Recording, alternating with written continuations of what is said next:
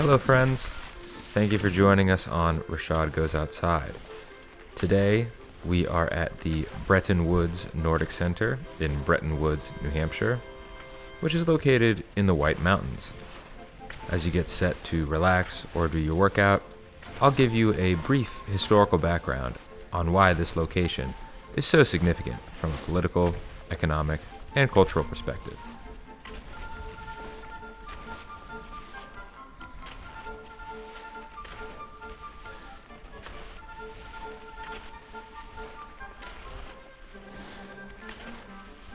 From a hotel on the side of a remote mountain in a town with a population of 820 came an agreement that would send billions and billions of dollars to every corner of the world. From Accra to Antigua, Tashkent to Timbuktu, Cox's Bazar to the Congo.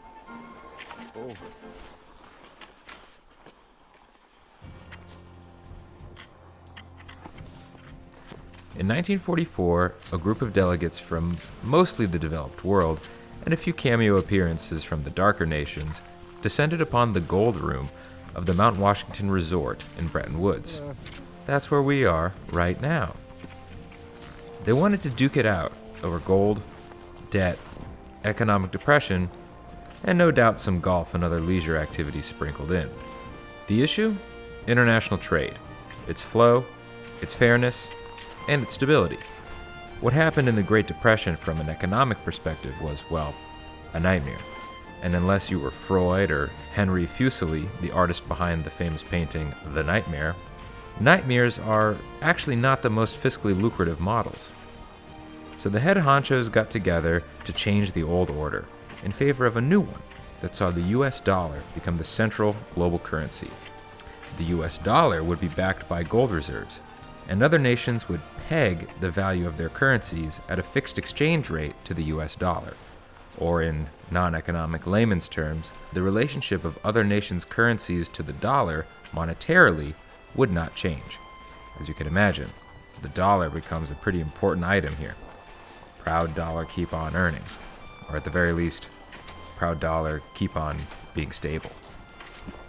What this new arrangement prevented was the ability for countries to arbitrarily deflate the value of their currencies to make their exports more desirable. The new system ensured that international trade was fair, and in effect, easier, less suspicious, fewer barriers.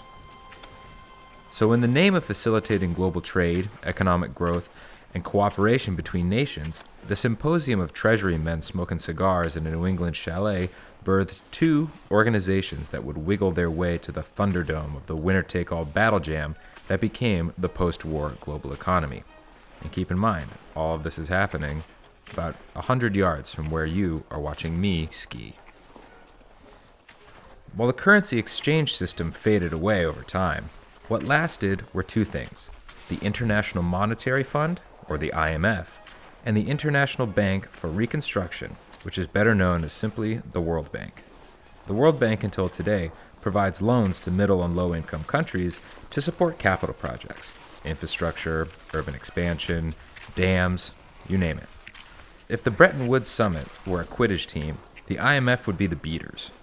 No-nonsense loans given to developing nations suffering from massive debt and failing economic systems. But to some, the IMF actually acts more like your mom, who says she'll give you a cookie if you clean your room, mow the lawn, wash the car, and then sell all of your clothes, books, pets, below market value at a police auction until you only have a ratty pair of tighty-whities that, well, they used to be white. Let me explain. After formerly colonized nations gained their independence, they faced a kind of dilemma.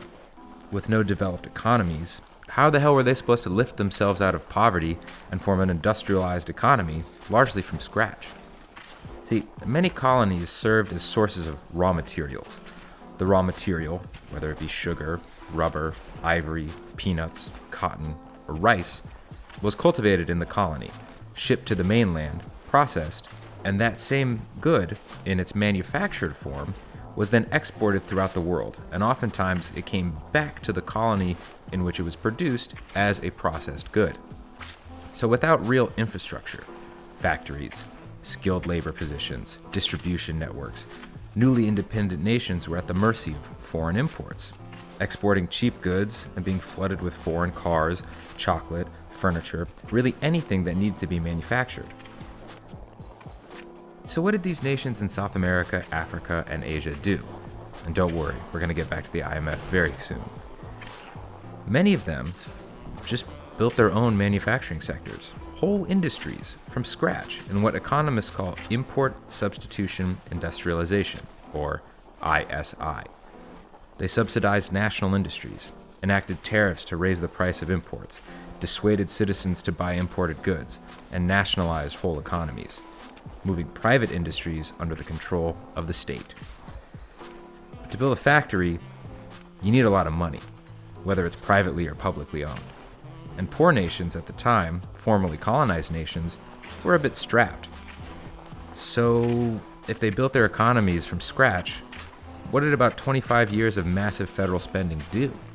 Well, it made a lot of South American, African, and Arab car companies that you've never heard of, and piles of stinky, slimy, putrid debt. And that's where the IMF comes back into play. That's where the boys at Bretton Woods really become important. The jig was up. For years, regimes were fighting off Western influence and imports, working hard in the kitchen, trying to beat the Twinkie with a little of Mama's homemade goodness, but Mama's goodness was expensive, and Twinkies were pretty good, right? So one by one, the chefs threw in the towel. At this point, our Bretton Woods Frankenstein is ready for his entrance. Downstage left, I believe. Now this Frankenstein, money coming from all over the world that gets pooled into the IMF, International Monetary Fund. It's packaged in loans that are sent to developing countries who are suffering from debt and can't find another lender. But here's the kicker. These aren't, interest-free loans. These aren't good faith loans. No.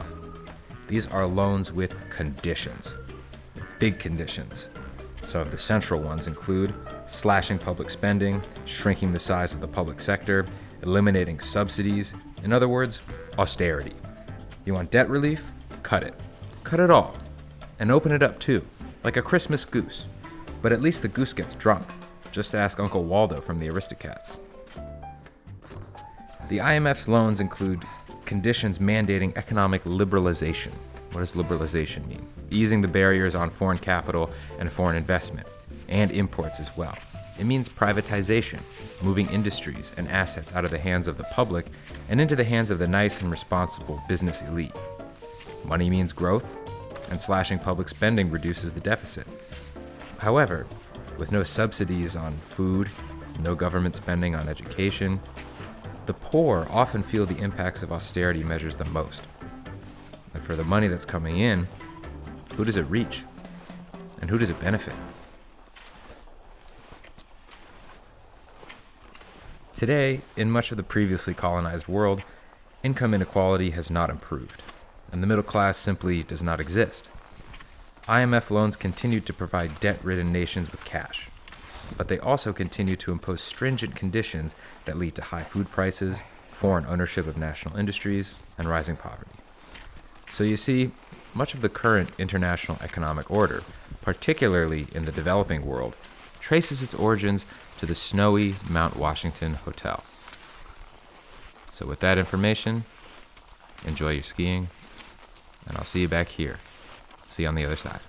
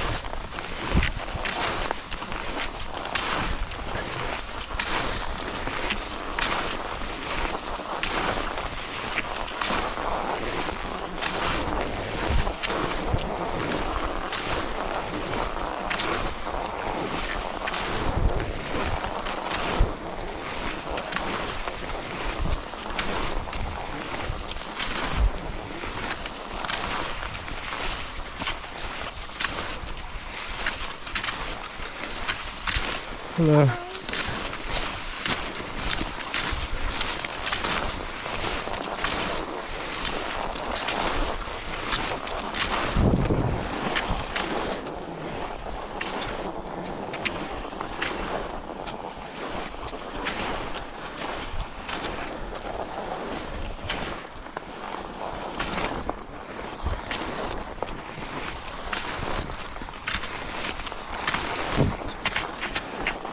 Oh.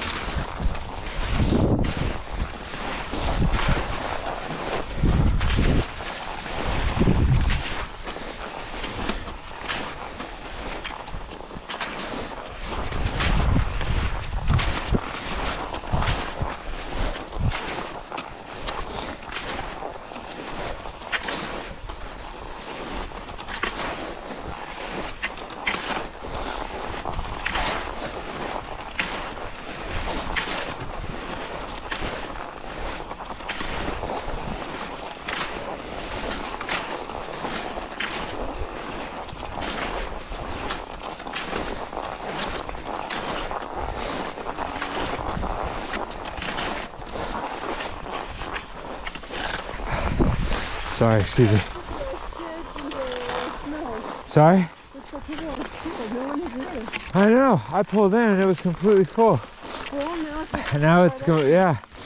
Or maybe I don't see the fog. Maybe. Have a good time?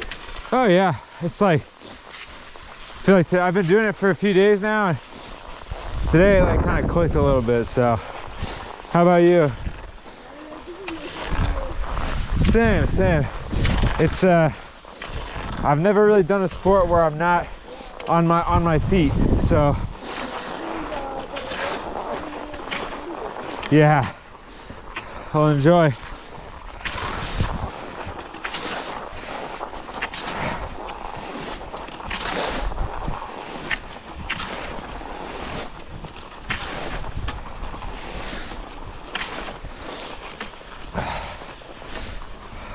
Hey, how's it going?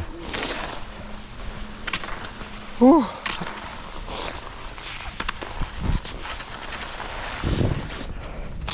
Oh my lord.